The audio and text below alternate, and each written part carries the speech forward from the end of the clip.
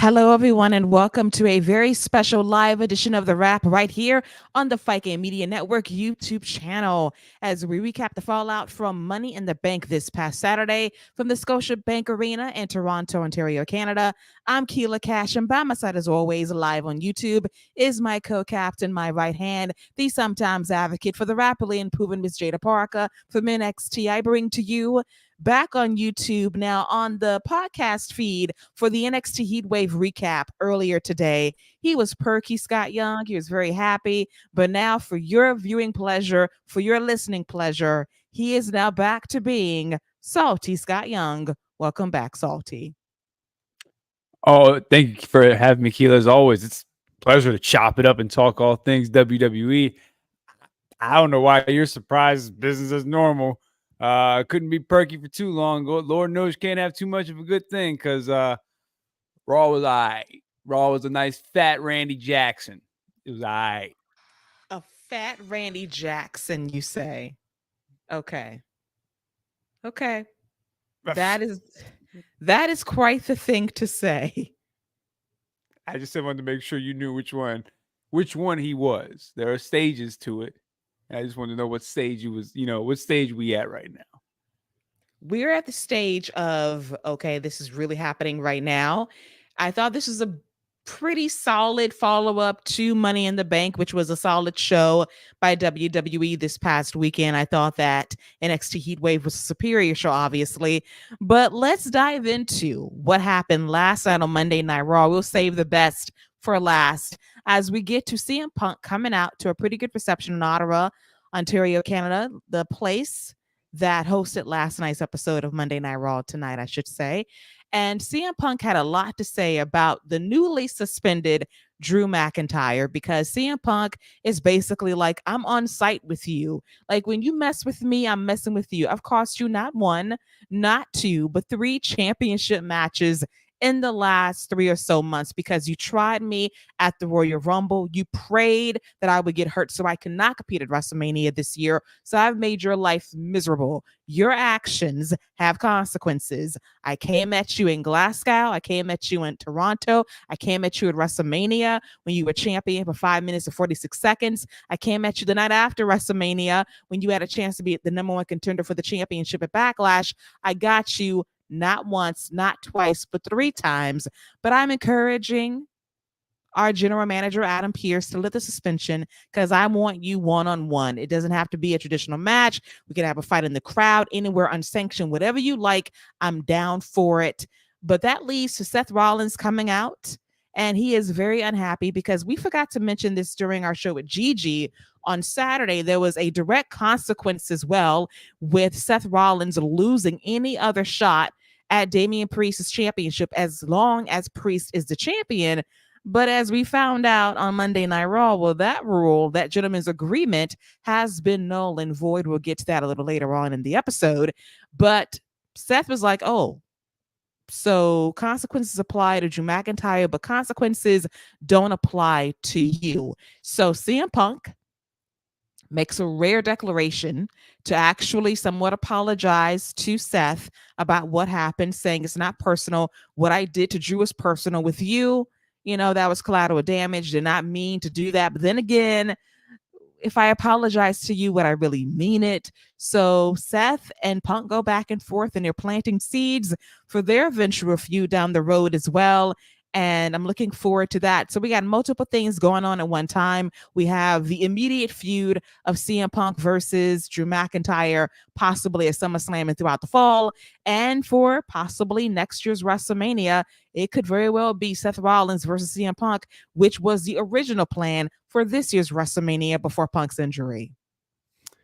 Yeah, I thought the way, especially the way last night at Money in the Bank, the way the imagery was laid out. CM Punk in the middle, sitting on the table with the title in his lap.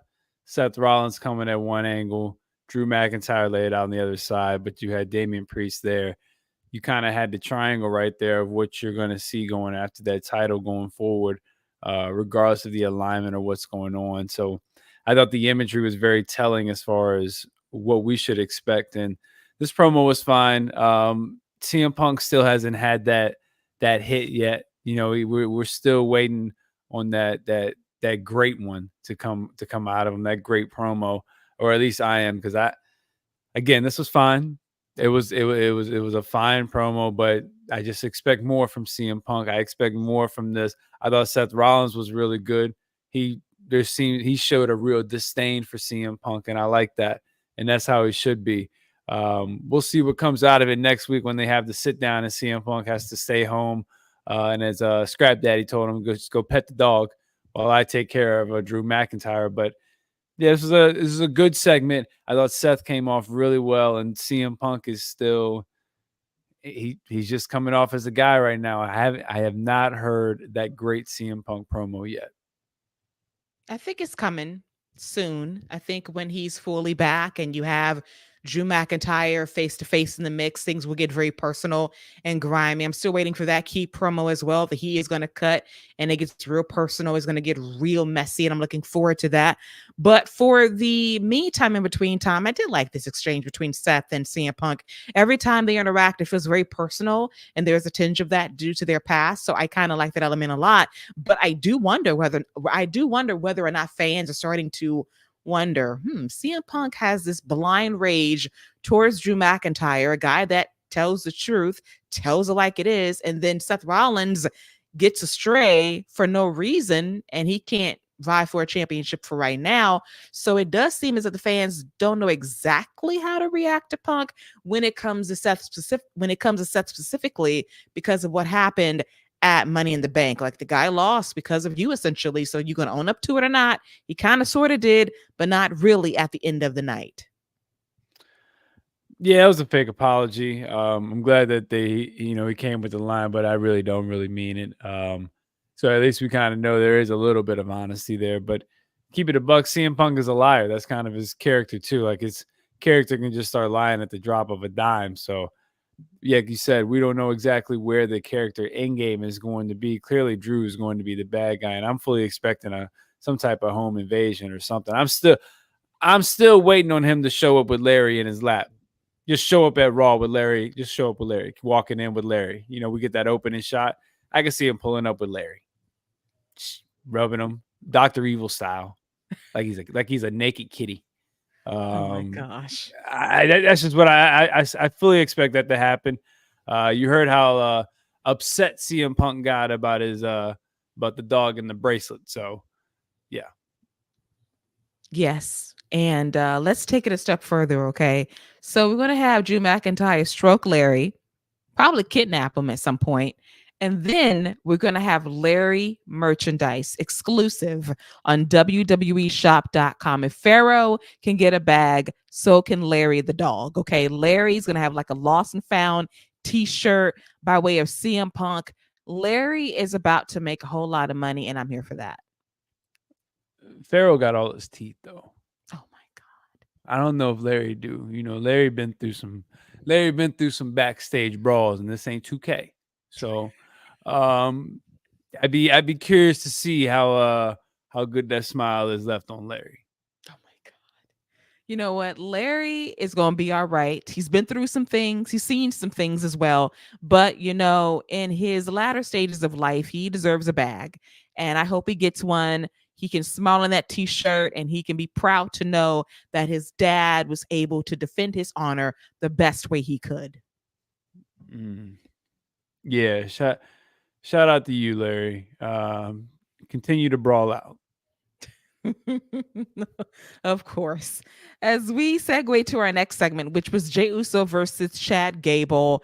And this was a match that was all about the Wyatt Six, ultimately. Pretty short match, nice beginning hip toss that went on the outside, and Chad suplexes Jay on the floor as we go to commercial break. We come back, and the action is very brief as the lights begin to dim in the arena. We know what time it is, and Chad is so spooked that Jay immediately hits the spear for the victory, and Jay, ever the smart guy, does one yeet and runs out of the ring, up the ramp, backstage. He says, I want no parts of this. You guys can have your Fireflies. So he leaves the scene, and Chad Gable's all alone once again. Fog is in the ring, and the lights are fully out. We have Nikki Cross as a zombie on the outside with another box in hand to give to Pat McAfee. But before she delivers the handoff, we have Chad running backwards, and a fan says, "Chad behind you." He turns and legit falls. That was funny. But later in the show, we did see another VHS tape of Bo Dallas talking about the origin story of the forgotten ones, the ones he saved, the ones that were left behind, his family, and how he's going to bring them all together to cause mayhem in WWE. More Bo Dallas versus Uncle Howdy, and even on this night, we got a twist when Bo Dallas in the flesh appeared in Adam Pearce's office later in the show. Yeah, I thought this was a really good example of just kind of the fundamental difference of what a white person does and what a person of color does in a horror movie. Just the decision making, Jey Uso sees trouble, goes the opposite way. Chad Gable sees trouble, stays put for a little while. Typical horror movie. I uh I do have a question about Jey Uso though. Who decides when he comes out the crowd? Who decides when he gets the long one shot camera angle? Because why he came out from the back tonight? Is this with the wide six dude? Because he was fine the other night with Money in the Bank. So why he didn't come out through the crowd? Why we didn't get the long camera angle with him? What are the deciding factors in this? Because I'm gonna be real with you. Real disappointed I didn't see that man walking down through the crowd the way I've been the last few weeks. I feel like that's become a signature part of his entrance. Real missed opportunity. I think that should be his weekly thing. Is him coming out, you following him from the entrance or from the top of the staircase all the way down. Like that should be his weekly thing. Unless he's saying he's tired of walking. He's like, yeah, it's a bit of a hike. I think I'm good on that. But if not the case, I think it's a missed opportunity. That should be his unique special entrance. It should be. I agree. It's very different. The crowd is into it. I love the flashlight effects with the phones. So hopefully they maintain that aura for his entrance moving forward. Maybe you don't do it every week, because I did notice on SmackDown, for example, I saw maybe two flashlights on when he came out. So like some people don't get the cue when he comes through the crowd. So hopefully that is kind of switched up. Do it most weeks. I wouldn't say every single week, but in terms of hyping up the crowd, I think his entrance is incredibly unique. It's something that will always get the crowd going, and it should be something that they do on a regular basis, not every single week. But I think last night should have definitely been one of those examples, especially when he's the first match on the show. Yeah, it would have been pretty cool, but that's just me nitpicking. Um, Again, that's just me being salty about little things because I thought the match was a missed opportunity as well. You give him 7 minutes. Nothing to really write home about. I didn't really think there was anything really to write home about as far as match quality goes, and this was a pretty indicative premonition of what was to come for the night. Yes, it was a trend alert for sure. And I think that we're basically waiting for Jay to get transferred over to SmackDown in the fall on USA Network when they kind of jump off the Bloodline versus the new Bloodline storyline. I think that's what most fans are waiting for, and they're just biding their time. But I just hope that for the time we have left with Jay in this position as a single star, that he gets the opportunity to shine in good matches and is able to cut good promos that doesn't rely so much on the yeet chant and really engage the crowd at the exact same time. You have a guy that's incredibly over with the people. They love him, but you got to give them incentive to care about what he's doing. There's got to be a story there. We know the future story is in plain sight, but in the present tense, I would just wished there was some more care given to his storyline and his motivation right now, because for the longest time he wanted to be a champion in WWE, and several opportunities so far has passed him by this year. Yeah, I still think that is the motivation. I think that is the story. I feel like anytime he talks about going after a title, the crowd rallies behind him. So I think he's got an instant story waiting for him to happen. But they're clearly not looking to pull the trigger on that anytime soon. So he's just going to be that baby face that comes up just short all the time, filling a kind of a Jeff Hardy role long before he won his WWE title. He would always come up just short. So he like that's kind of the role that he's filling right now. And he's filling it right because the crowd is sympathetic towards him because they know what the goal is when him being main event singles Jey. So it kind of makes sense in that regard. It does. I just hope they don't wait 6 years to belt him, but I digress on that because you wait too long, you're going to miss the opportunity, and those crowd reactions do diminish when they sense that somebody's push isn't going to really come to fruition in a way that they like to see with that kind of immediacy. Hopefully, Jey does not suffer that fate in the next year or so. As we get to our next matchup for the night, we got some pretty unfortunate news. Tyler Bates out with an injury for right now from the New Catch Republic. So Tyler Bate, get well soon, as it was Pete Dunne, the Bruiserweight, versus Bronson Reed. One-on-one, pretty solid match. It was all about Pete Dunne going after the left hand of Bronson Reed, stomping in, joint manipulation, twisting the wrist. But it came down to Bronson Reed landing a slam on Pete Dunne and hitting the tsunami out of nowhere for the 1, 2, 3. After the match was over, we had him going after him some more, going for another tsunami until Sheamus comes out to make the save, delivers a knee strike and a bro kick to kick Bronson out the ring. And as we have a Brawling Brutes reunion, Pete Dunne says, I don't want your help. I don't need your hug, Sheamus. Because as we remember, Sheamus ditched Brawling Brutes last year, and he was not seen or heard from again until this year.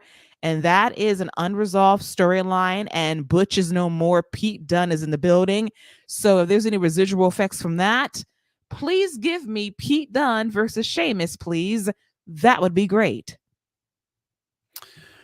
Yeah, it's nice to see Bronson Reed get a nice win, but then you just remember he's only winning so he can lose to Sheamus, so that's cool. But the Pete Dunne Sheamus match will be fun. Maybe Pete Dunne will turn on Sheamus, but he's still got his tag team with Tyler Bate whenever he does come back. So I don't know how long that injury. Did he say how long that injury is going to keep him out for? They did not specify, unfortunately. Okay, so yeah, I don't know how maybe we won't get a heel turn, but that would be a good way to kind of make him a little bit more unhinged. Let's not forget when he left, that was kind of the end of the Brawling Brutes, and Pete Dunne did have to go and find his way and get Tyler Bate to go and find a purpose again. So yeah, this makes complete sense. But again, the curious case of Bronson Reed, we build him up just to fall back down again. He is.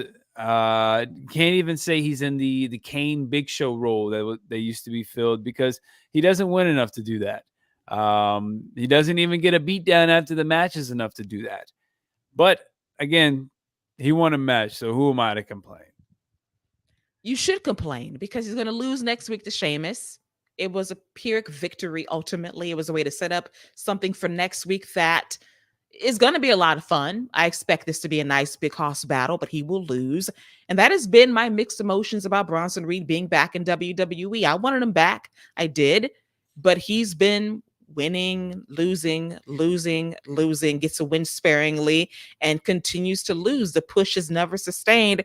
And he is one of their better big men in this company that can go at a very high level. And the push has definitely been questionable. And dare I say, maybe he's better off on NXT when he was actually getting pushed before his release a few years ago. I mean, he was presented as a guy that was a threat, that was a babyface, that was over and popular. But on the main roster, he's very good, obviously. He has great moments. But in terms of sustained push as a heel, it's not there. And if Triple H doesn't have anything for him to do, go on NXT. There's many options for him there. I'm gonna be honest. I don't see him being booked much better on NXT. Let's not forget how Shawn Michaels used to treat Vader when he was an active wrestler. So we know he likes to book how he used to wrestle. So that might not work out too well for Bronson Reed. But I get what you're saying. I mean, if that's the case, he might as well just be one of the you remember we were talking about who we swap out for Joe Hendry. Bronson Reed's not a bad guy to send down to TNA and swap out for Joe Hendry for 6 months. We were talking about, but I don't know what you do with him. I mean, he's going to have a good match. He's a great big man for a babyface to overcome. They just don't do enough in between. And whenever there's a big multi-man match, he'll be in it. He'll put on a show, but he'll ultimately take the pinfall. and that's fine. But everybody just seems to want more from him. And, let's not forget, he beat Okada. Now he's coming back and losing to Tozawa. Something's just not the same. When you say it like that, it hurts even more. But I'm going to let that go right now. As we get to an in-ring promo from Lumberjack Sami Zayn, who was in his plaid fit last night, came out there, still the reigning defending Intercontinental Champion. He talks about, you need to put some respect on my name. Do you know who I am? I'm a guy who's a 7-time champion in WWE. I'm a WrestleMania main eventer last year. Why y'all still calling me an underdog? Why do you still doubt what I can do in this ring? Why y'all didn't think I could beat Braun Breaker for this championship and keep it? Like, y'all got to remember who I am, what I do. I am not an underdog. Y'all can dead that narrative, that underdog of the underground crap. That's done. I am a main eventer. I beat Gunther at WrestleMania to get this championship. So y'all need to put some respect on my name, respect what I do and what I've been doing for a very long time. And he just wants people to know that when it comes to me in this championship, I'm not an easy beat. You're going to have to earn the victory. You got to beat me, keep me down for the count. You just can't knock me down, Braun. You can't spear me one time and think I'm not going to get back up. So ultimately, we have Braun Breaker come out with that horrible music, and he looks contrite. He looks a little remorseful about doubting Sami. And as he's looking at Sami and trying to say something, he spears him out of nowhere. He spears Sami Zayn so hard that one of Sami's shoes fall off. And the shoe is at parts unknown as we speak. We have security and we got the producers and refs trying to break things up. And we got Braun running around the ring, crazy overhead cam of him hitting Sami with another spear in a great spot. Ilya Dragunov comes out to make the save that sets up a match later on in the show between the two. But very effective segment. Love the trash talk by Sami to let people know who I am, while Braun Breaker is going to fight his way by hook or crook to get another shot at the Intercontinental Championship. Yeah, and I appreciate the old what's that over there? Look this way. I'm going to my right. Definitely gotten away from the boys a couple times with that trick. It looks like Braun has too, because that was a hit him with the left and came with the right. Very quickly done. And Adam Pearce, let me ask you a question, dude. You just getting bullied left and right. Like everybody's just like, oh, Adam Pearce here? Yeah, well, I'm going to do what I want. Drew McIntyre bowed you in the face. You about to bring him back. Braun Breaker, he been bullying you for the last month or so. And he's still he literally running circles around you. Literally. This man is running around you doing what he wants. I'm going to need your boy, Scrap Daddy. Scrap Daddy. Scrap Daddy. This man named Scrap Daddy, but don't want to get in no scraps. He just getting daddy. He shouldn't even be called Scrap Daddy. He just getting daddy and don't scrap. I'm going to need him to get some type of control, because everybody's just doing what they want with this man. He always just running around yelling, but he don't ever want to do nothing when it's time to get down. I don't get it. What's up with your boy? Listen, he said, I'm not about that life anymore. I don't fight no more, but I will scrap when need be. But he got to scrap somebody eventually. He got elbow checked by Drew McIntyre. You saw the footage on last night's show. You saw it. I talked about it on the show on Saturday with you and Gigi. You saw what happened to him. He's trying to maintain some composure here. He don't want to snap at nobody. He got to keep some decorum about himself, so he can't scrap the way he usually would do. But he's trying to keep things under control. I respect him, but he will buck when need be. And I do respect that for Scrap Daddy, but I do need him to handle business. When people like Braun get in your face, you got to handle business. When people like Drew get in your face, you got to handle your business. You got to take off the belt, maybe whoop somebody, send a message, do something, Nope. Yes. First of all, don't listen to Keila. When somebody like Braun gets in your face, you just say, all right, my bad. You want a match, you got it. Don't listen to Keila. Don't try to stand your ground with those. There's a reason this man is called the Scottish psychopath. You leave crazy people alone. Like, There's certain people that you can fight and it's okay. You don't mess and fight crazy people because they don't stop. Okay. I'm leaving those two alone. Do not listen to Keila Scrap Daddy. You better leave them two alone. You're already playing with fire. You got Bo Dallas in your office. You left him alone in your office. Who knows what's going on with that? Nikki Cross is probably on the roof, hiding somewhere, sitting on the ceiling, crawling around like some exorcist. And wow. That's your boy, man. He is a wild dude.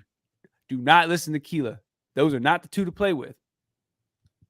Now, you just said that Scrap Daddy has to stand on business. And here you are trying to make exceptions to the rules. Listen, if they are trying to bully and intimidate you, you got to lay down the law. You got to get a little scrappy. He's trying to have some decorum.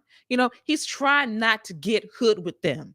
But if it comes down to it, if they try him, he's going to have to respond. Okay. Nah. I don't know. I don't know about them two. I think he can hold his own. Okay. He can. And, he can find them too and suspend them. He does have power to wield just in case they try something a bit too physical with him. Okay. When all else fails, use your pen. Okay. And the checkbook. But I digress on that. As we get to our next match, which was the Judgment Days, Finn Balor and JD McDonagh, the World Tag Team Champions, and Carlito versus the Awesome Truth and Braun Strowman. And this match was a John Cena tribute special in some ways. And in other ways, I can see, Scott, that something is about to happen imminently. The Miz, I saw his face. I saw what happened. I sense frustration. I sense some anger. And I do believe imminently R-Truth is going to get that beat down by Michael Mizanin. And it's deserved. R-Truth is a clown. He takes nothing seriously. He did a lap around the ring applauding something that hasn't happened yet, such as a W for your team after Braun Strowman ran away JD McDonagh. He forgot the task at hand. He got shotgun drop kicked into the turnbuckle, knocked Miz off the apron, which allowed Finn to hit the coup de grace for the 1, 2, 3. And as the Judgment Day celebrates, the Miz had his whack-a-mole head up there looking sad, a little angry, a little dejected about what happened. So mark it on your calendars. Somewhere in Cleveland, right before SummerSlam, R-Truth is going to get beat down by The Miz. It'll be at SummerSlam. They'll get another shot at the titles. It'll probably be after they lose. And let's not forget, R-Truth also went skip to my Lou with Braun Strowman around the ring, arm in arm. So that was cool to see. I guess that was a train, a connector train. Because normally we just got the Braun Strowman train. We got the connector train with R-Truth attached this time. So crowd loved it though. Yeah, the turn is coming. I don't know how much The Miz brings as a singles guy, as a villain nowadays, but we'll see. But yeah, that's coming. Not much else to add. I'm just glad the Judgment Day got a nice win. Me too. Nice to see them book strongly, get the W, following the orders of Damian Priest, handle that business. Speaking of Damian Priest, as he was getting ready to rally his troops to victory on tonight's show, he and Seth Rollins had a conversation. Rollins was vowing to say, hey, listen, you won on Saturday. I'm out of the title picture for right now. And Damian Priest says, you know what? When I handle business against Gunther at SummerSlam, forget our gentleman's agreement.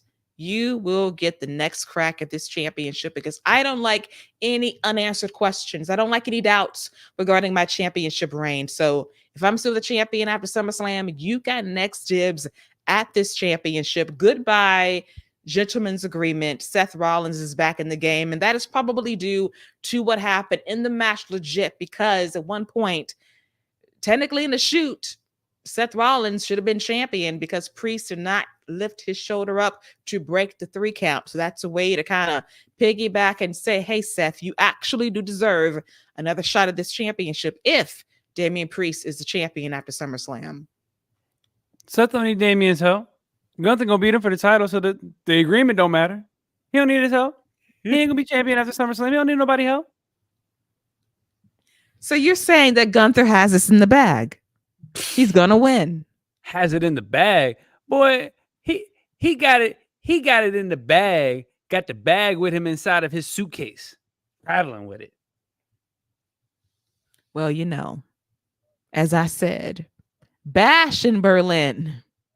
That's going to be the Gunther homecoming celebration of him being the new world heavyweight champion. So, hey, Seth, book your ticket to Berlin because that might be your next title shot. And that'd be a great match if it comes to pass later on in August. But let's get to a memory from years past. So many moons ago, we had Trish Stratus and Triple H as a mixed tag team.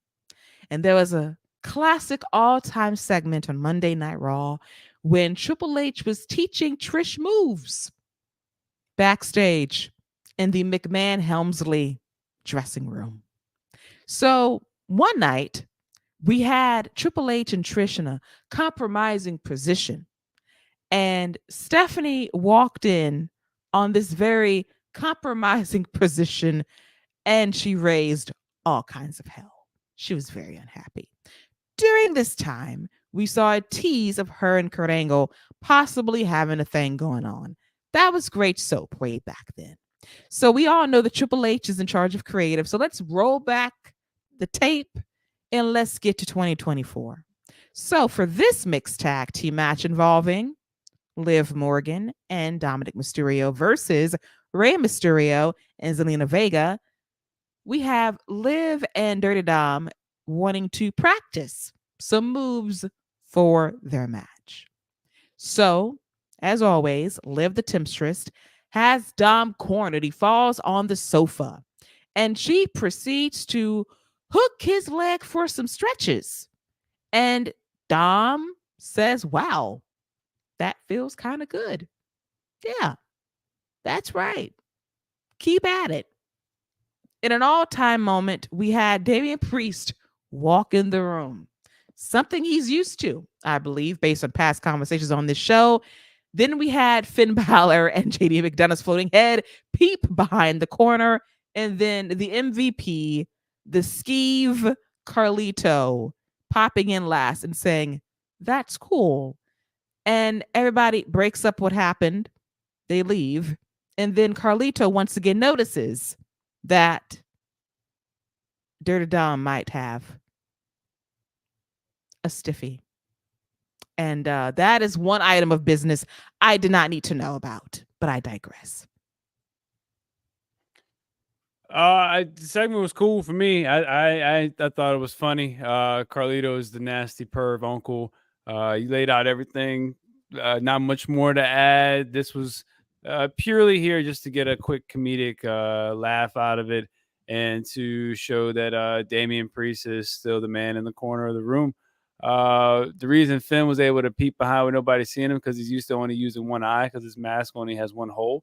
And JD, he just floats around. So this is just a normal day in the Judgment Day locker room. It's a regular day at the office, you say. Things they've seen before and things they'll probably see again very soon. It was a funny segment. It was a throwback to a segment many moons ago that I enjoyed as well. So the callback was definitely callbacking last night. As we get to our next match, which was Ilya Dragunov versus Braun Breaker. Really good match between these two as usual. Very physical. Crowd got into it. We had Dragunov powerbomb Breaker at one point as well. But Breaker counters with a gorilla press into a knees to the midsection gutbuster. That did not pay off for a near fall. Then he takes the action to the outside with Dragunov blocking Breaker spear with a knee strike. And then Braun, out of frustration, is going to chuck an office chair in the face of Dragunov to get the DQ. He's going to try to spear Dragunov, add insult to injury, until Sami Zayn makes the save. And it's Braun against two guys. Once again, he throws them both over the announce table. And I am all for a triple threat between Dragunov, Breaker, and Zayn for the Intercontinental Championship at SummerSlam in Cleveland. Give those guys 20 minutes and finally crown Breaker as the champion. I'm here for it. I hope they don't, man. I don't want to see another triple threat match. At least not at the PL, at least not the PLE. If you want to do that, do it at Raw. But give me Sammy versus Braun 1-on-1 at SummerSlam, and give me that. If that's going to be, if Braun's going to win the title, man, give me him beating Sammy 1-on-1. Give me him avenging that loss and coming back stronger and coming back better and beating that. I'm cool with the triple threat to main event a Monday Night Raw. Like, I think that's a great Raw main event to close out the show. But if you're going to give me Sammy defending at a PLE, I want that thing to be 1-on-1 solo. And no, not the Oos, just a 1-on-1 match. And I think that's the way Braun needs to go and beat and win that title. Is if he's going to win it from Sammy, then it needs to be 1-on-1. Him just spearing the hell out of that man in the middle of the ring. I'm for that as well. I have been anti-triple threat lately, I'm not going to lie, but the intrigue of that match sometimes is too big to pass up. And we'll see how it goes one way or the other. I won't complain about it as long as Braun Breaker gets the W when it matters most. He needs to be the next champion. There was a choice of him not winning the first time, but it made him even more aggressive and meaner, which is good for him. He doesn't rest in the loss that long. He actually wants to be champion. He's going to do it by being more violent. So that is definitely a sound strategy there in terms of the booking. Hopefully it holds up heading into SummerSlam next month as we get to our next match, which was a 6-woman tag team match involving Damage CTRL, Io Sky, Dakota Kai, and Kairi Sane versus Katana Chance, Kayden Carter, and Lyra Valkyria. This was a solid match as well. A lot of physicality, nice triple team spots throughout. I like that a lot. And then it came down to Damage CTRL getting the W on Kayden Carter when they needed to make a statement, because it's been a rough few weeks for Damage CTRL, losing at Money in the Bank, losing in qualifying matches, losing their tag team titles, which really began their skid heading into Monday Night Raw, being the new draftees on this show. So they want to reestablish control as the go-to faction in the division. But then we get a new faction appearing that Scott teased last week on this show, as it's Sonya Deville, Zoe Stark, and Shayna Baszler attacking Damage CTRL after the match is over, beating them down. Knee strikes on poor Io Sky, courtesy of Zoe Stark and Shayna Baszler and Sonya as well. And about time, Sonya's back. She's clear to compete, and she's aligned with Sonya and Zoe. I think that will do them a world of good together. And it does add some spice to this women's tag team division, which is good to see. And maybe this realigns Damage CTRL as baby faces. Honestly, it's time for them to get cheered. Io and Kairi are natural baby faces, so just lean into that. And Dakota can be that as well. But I do like the fact that they're trying to build some strength in this division, because as we've always said for a very long time, the women's tag team division is weak. The champions don't have a lot going for them. Whoever the champions are, whether it was Bianca or Jade or who they are right now with Aladdin and Alba Fire, like, now is the time to really establish these titles as something to be coveted and to be taken seriously. And the division needs viable challengers and good booking. Is this finally going to happen? We'll see. But I like what we saw last night.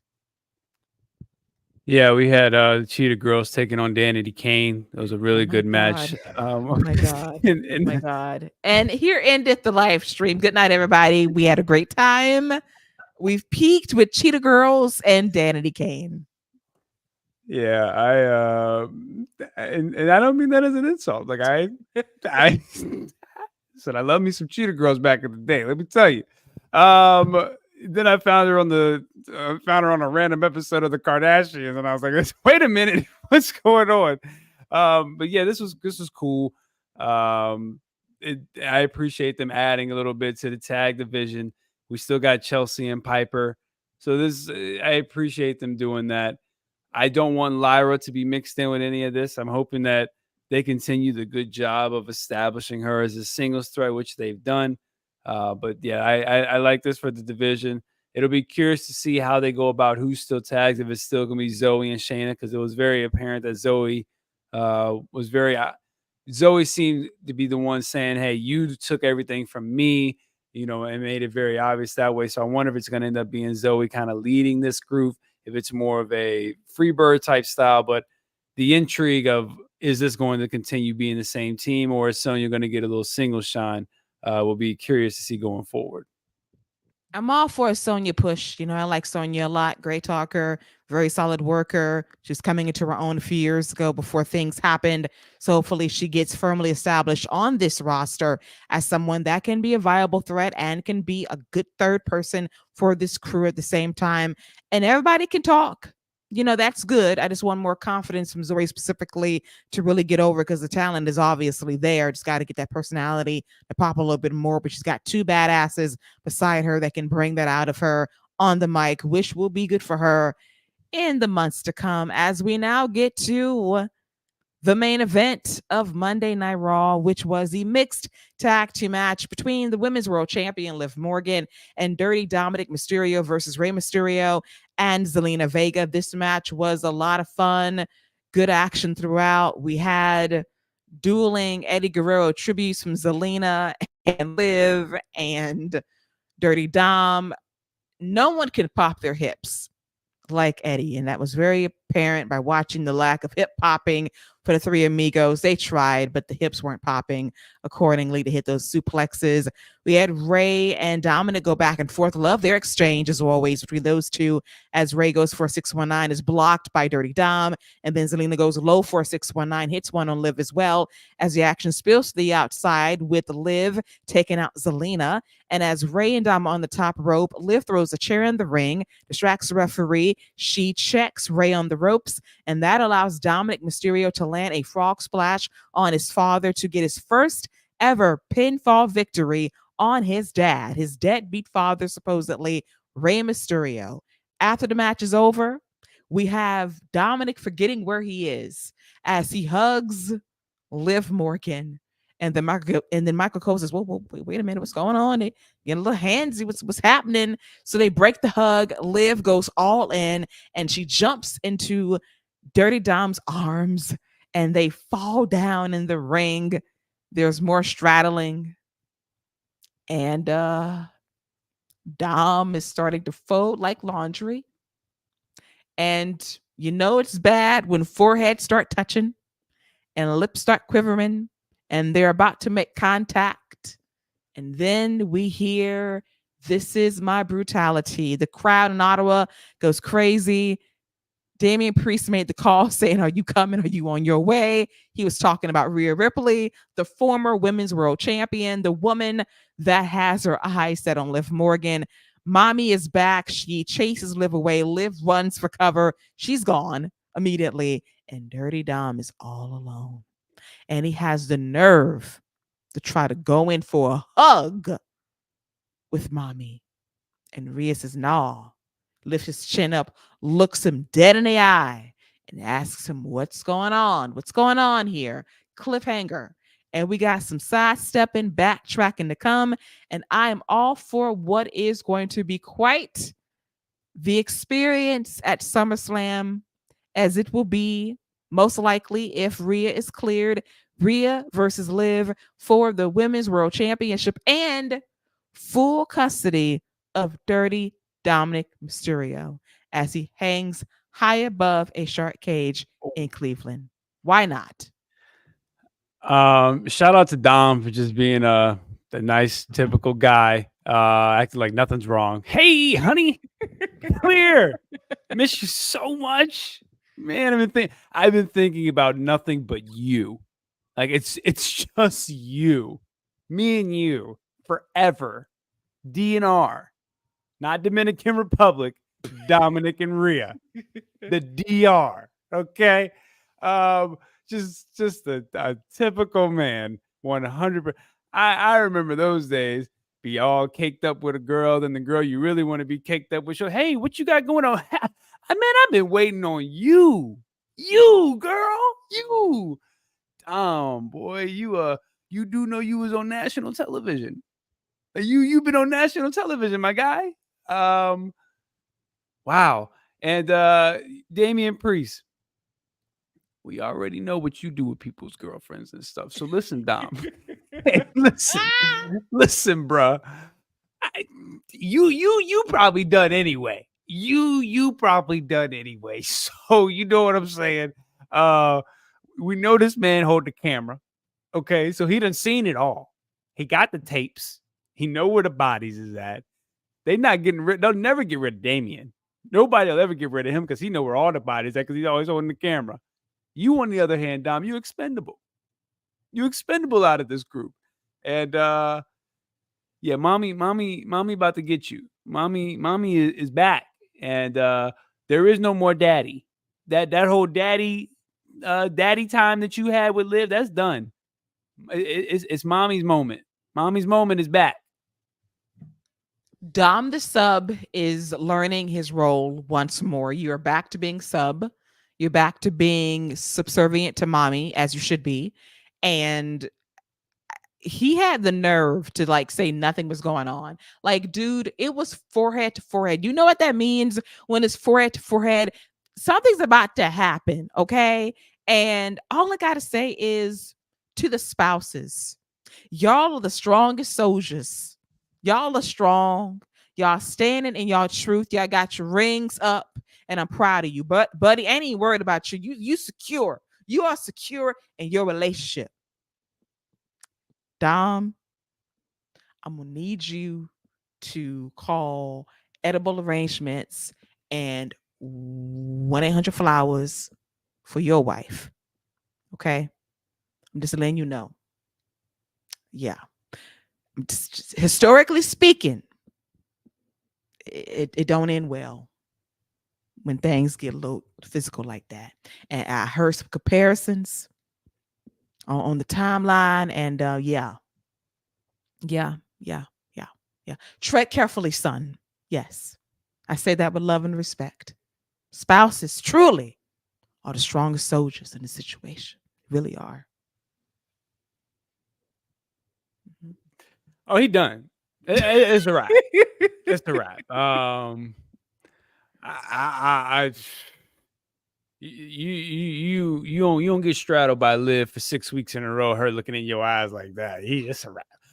Shout out to them, man. shout out to the fam. Shout out to, like you said, shout out to the happy couples, man. Y'all hold it down. You're holding it down. Much love and respect, but Scott. Yeah, thank God it's not. Thank God it's not me.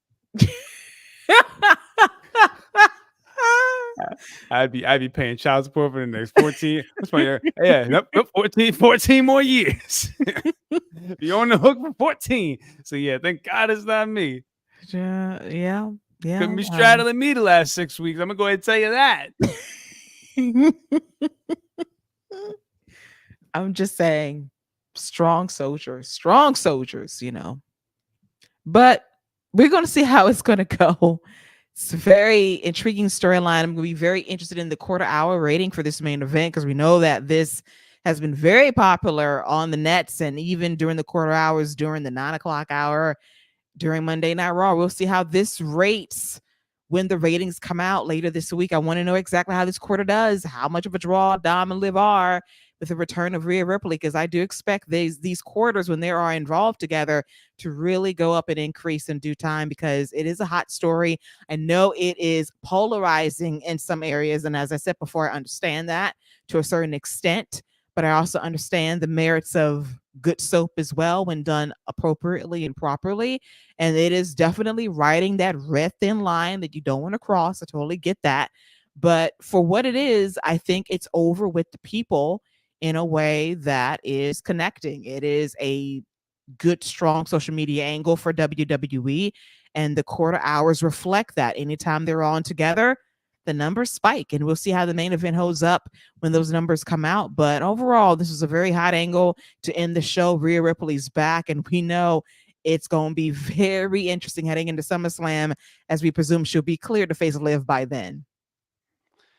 Yeah, and I saw a picture floating around online that showed all the beat downs and all the in the short time they've been together, the different iterations of the Judgment Day, and the one constant so far in Judgment Day has been Rhea Ripley and Damian Priest. Of everything that's gone on in Judgment Day, Rhea Ripley and Damian Priest, they legit are the OGs of that group. They have continued to be kind of the foundation of that group, regardless whether it was Edge, Finn Balor, adding JD, adding Dom, now adding Carlito. Like, they've been that foundation throughout all the beatdowns and whatnot. So if Liv Morgan is kind of trying to take over the group, I think it'll be not only. I think whenever we do get the excommunicado of Damian Priest, I think Rhea Ripley gets the same beatdown and the same exit wounds that Damian gets on the way out. I think so too, and I think that Liv and Finn Balor commandeers the entire group. I sense that as well. They're gonna beat them. They're gonna beat them down. It's gonna be a hell of a brutal beat down. But I'm all about the mixed tag of Liv and Dom, or Liv and Finn versus Rhea and Damian. That's gonna be a lot of fun whenever that happens. I think Dom goes with him. I think now I'm leaning more. At first, I thought Dom might kind of be in on it, but I think Dom might just end up. He's been falling for Liv. Like, it's just working. And now he's really starting to fall for her. I think he ends up getting the beat down too. And we might end up seeing a babyface Dom. And I think at this WrestleMania, because the WrestleManias have all been building with Dominik too. Fights his father, tag team against his father. I think now we get another tag team. And I think we might end up seeing Ray and Dominik tag teaming one more time. And that could be that mantle passing. Okay, so what you're saying is my idea of him being a baby face wasn't too far stretched a few months ago? Not too far stretched, but I just had, yeah, you wasn't too far stretched at all. And especially now that I'm kind of seeing what looks to be brewing, I think I see Dom going with them. And yeah, that could be I wouldn't mind seeing them three stick together. They don't, as kind of a nice little power group as well. But yeah, you might be on to something. We shall see. We know that Dom is folding like laundry, but is he going to fully fold? And we might get that answer very soon as Scott imitates folding laundry. That's how Dom has been lately. But yeah, that is going to be the twist. Was he in on it? Was he really falling for Liv Morgan, or was he going to be ride or die for Rhea all day? Based on evidence suggesting, yeah, you was folding like a cheap tent, dude. And you were looking for chicken tenders last night, not chicken nuggets, chicken tenders. You was upgrading your palate and your plate. Chicken tendies. This man said chicken tendies. He said tendies or nuggies. And Liv was like, yeah, I got these. I got these. You want some tendies and nuggies? I got these. But oh my gosh. Storyline is egregious in so many ways. It really is. Like Triple H says, let me go back in my bag, my classic McMahon Helmsley bag of 2000. Hopefully ends it better than what he did to Kurt Angle, because that was some maniacal bullshit. I hated the ending of that story. Is that the one where he married Stephanie while she was passed out? No, it was when they were already married, and it was Kurt Angle going after Stephanie, and they kissed right before SummerSlam, and then it was completely nuked. Because, Triple H had to secure his future bag, and he was trying to secure multiple bags for the future. Hey. Listen, one thing I won't ever do is knock somebody trying to get their bag. And my man said, listen, regardless of what happens with this wrestling thing, I'm going to make sure I got a bag to go home to, just in case. I done got a couple knee injuries. I'm getting a little older. You know what I'm saying? Can't take my HGH no more. You see this chub on my stomach? Yeah, let me go ahead and get a bag at home waiting on me. The fact you remember the chub of the stomach from 2003 makes me laugh because at the same time, I swear there was like a WWE cookbook, and like Stephanie had a chapter in the book where she cooked quiche, and everybody said, well, Triple H eating the hell out of that quiche because he had like a little pooch. Sure did. Listen, I also remember the time when he came back from an injury. I want to say I don't remember when, but it was against Booker T, and they were building up as the King of Kings returning against King Booker, and he definitely didn't return like you would think he did. He wasn't that guy. He wasn't the Terminator like he thought he was. Yeah, he must have been on that quiche again, that quiche diet on the way back. Yes, she was feeding him well with that quiche. Okay, he was on that quiche diet, had that quiche at least good 2-3 days a week. So yeah, I remember that. The fact you remember the Poochie H, yeah, The Poochie H. Poochie H. That was a moment. Poochie H, Yeah, come I on, remember man. that. I Poochie H remember is that guy. Poochie H with the Fabio hair. That's a legend. That's a legend during that reign of terror. I like Poochie H. I did. Okay, Ray. The pooch is all yours on now. You can keep the pooch. No, but you know who's Poochie now, though, in a great way? It's Randy Orton. And he says blatantly, I've been eating. And on SmackDown on Friday, the dude had a plate eating behind Kevin and Cody while looking at the championship while he was eating. And then he was drinking after he was eating and still rubbing his tummy like, yeah, I'm full and I am thick. Do you hear me? And I'm proud of my 290. Like and what's crazy about Randy is Randy got the stomach, but he still got abs poking Yes, through. it's Like crazy. they like, yo, we not gonna let you get but so out of shape. Like even if you do get a stomach, we still poking. They gonna see us. Okay, they gonna see us. At least 4 of them are still standing in formation. 4 of them. Yes. I love Randy saying, like, listen, I'm eating. I've been eating. I ain't 275, I'm 290. Okay. He went through a little quiche eating phase too back in the day. You sure did. When they shut when they did when they kind of cracked down on the drug testing a little bit, quite a few people went through a little quiche looking stage. Mm-hmm. They cycled down, didn't they? They sure did. We wonder why Roman decided to keep that bulletproof vest on for so long. Listen, hey, I'll never forget that man was getting hit with a steel chair. Let me pull that vest down, make sure my tummy ain't being exposed. I understand it, Roman, but now you let that thing shine and be glistening and be proud. Be proud of your body. I know that's right, Roman. Embrace your body. You worked hard for it. You just don't have to care, and you ain't got to care no more. Ain't nobody gonna say a word to you. No, you are the tribal chief, my guy. You ain't got to worry about nothing. You ain't got to worry about a goddamn thing.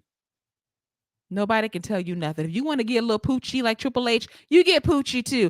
Nobody's gonna tell you nothing. Okay, you still Roman Reigns. Dad bods are in. They're fashionable. Dad bods are in. Okay, love dad bods. Kevin bods Owens is the body type. Yes, prototype body type. That's right. Obafemi is the body type. Yes. When he was Walter, Gunther was the body type. So I'll take Gunther. I think I'll take Gunther over. I'll take Gunther over Walter. He slimmed down. I still like my thickums Walter for his time, but Slim Gunther, I roll with him too. I do. Yeah, I'm rolling with Slim Gunther on that one. I'll take my Big E's though. Oh yeah, all day. You know, I'll take them slab of meats. Pause.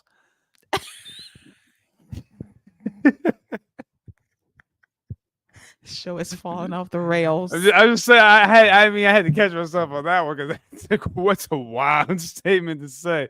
So one of your wildest actually that you've said. You caught yourself just in the nick of time. All right. That pause button ready. I feel like Adam Sandler and Click. I need a remote. Yes, that one was dicey for sure. As we took a turn during the last 5 minutes of this episode, talking about pooches and quiches and dad bods and cycling down off of stuff. So what a time. Slabs of meat. Time to be alive. Time to be alive indeed. As we put a bow on this week's episode of The Wrap right here on YouTube and by way of the podcast feed. If you're listening on a delay, we hope that you guys enjoyed it. We had a fun weekend talking about Money in the Bank with Gary Gonzalez on YouTube, recapping a very strong NXT heat wave on Sunday night as well. NXT is going down tonight on USA as well. And once again, Scott, in 2 insert promos promoting tonight's NXT, we saw the one and only, once again in the flash, Joe Hendry. Yeah, I'm just confused though because I ain't hear nobody say his name. That man just keeps appearing. I guess, but I can't wait. I guess, is he going to show up? Is he not? Let me tell you something. If there's a boost in the ratings, I'm gonna just blame it on Joe Hendry. Yes. Joe Hendry being a draw is something to behold. We'll see if you'll spike the numbers for NXT if they go back to normal, because they've been pretty solid this year. Took a little dip for the holiday. We'll see if they rebound on Wednesday when those numbers come out, and we'll talk about it next week as well. Then SmackDown going down on Fox. The fallout for Money in the Bank as Solo is now probably facing Cody for the WWE Championship at SummerSlam, and that will be the moment where we will see the return of Roman Reigns most likely. But what a way to destroy kayfabe, because unfortunately we saw Paul Heyman, and this was a very somber occasion. He was at the memorial service for Sika, Roman's late father. Rikishi, my friend, why you had Paul in the shot looking a-okay? Yeah, they'll be able to play that off as Paul going to talk to Roman and to be there for his tribal chief. Actually, that makes perfect sense storyline wise. Paul Heyman was going to make sure, regardless of how, he was going to be there for his tribal chief, and they're going to be talking about how Solo wasn't there. But then you got to also remember Jey wasn't there either. And it's like, come on, man. I also wanted to know why there was no mention or anything about them two being on the same show, but that's a whole other story. Yes, very curious. Also, we could add a neck brace, an arm sling, a cast, something, but it's all right. We'll forget about it in a week. Like, Rikishi, maintain some kayfabe. Keep that in the photo album, okay? In the drafts. Got to put it out there. Paul he was looking sharp in his black suit. Not gonna lie, he was looking very dapper. But with that, it's now time to put a wrap on this episode right here on the Fight Game Media Network. By way of the YouTube channel, I want to thank Salty Scott Young, as always, for joining me as we recap Monday Night Raw, the night after Money in the Bank. Thank you for having me, Keila. As always, it's a pleasure to chop it up and talk all things WWE. Thank you to everyone who jumped in and watched. I hope you guys will tune in with us and listen to us every week. And great weekend, I thought, especially the NXT show. I thought they really showed up and showed out. And then I watched Raw, and I'm just back to Salty Scott. So we'll see what happens next week. Yes, will we get a perky Scott Young sighting on the regular podcast? We doubt it. It only comes out for PLEs if they're good. So hopefully SummerSlam delivers in a few weeks' time in Cleveland. But we'll be back next week talking all things NXT, SmackDown, and next Monday's Raw going down in Dayton, Ohio. Should be a very newsworthy show as that road to SummerSlam continues. So until then, enjoy the rest of the week ahead for you guys. Enjoy everything coming your way for WWE, for myself, and for Salty Scott Young. That is a wrap for us. Until next week, take care and bye-bye.